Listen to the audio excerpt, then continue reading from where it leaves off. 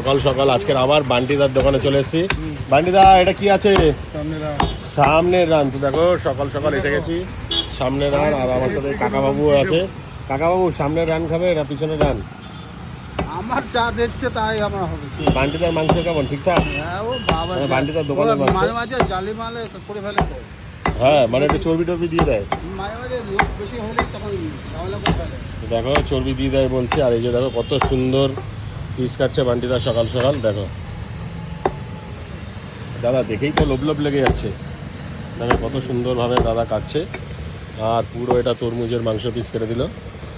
আর এপারে দেখো মেটে খাবে তো একটু ইয়েও দিয়ে দাও। মাংস মেটে মারতে হবে না। হ্যাঁ এমনিতে বৈঠক দাও বান্টিদা। না বইটাকে লাগবে। বৈঠক লাগবে না কাকা, সলিড ছিল। চলো একটু মেটে খাও। 912 টাকার হয়ে গেছে। এবার বান্টিদা দেখো এই যে এবার মোটামুটি একটু মেটে দিলে খুব খুশি হয় না বান্টিদা? কেন এটা তো খাবার জিনিস হ্যাঁ তো মেটে দিলে কি খুশি হয়, হবে না।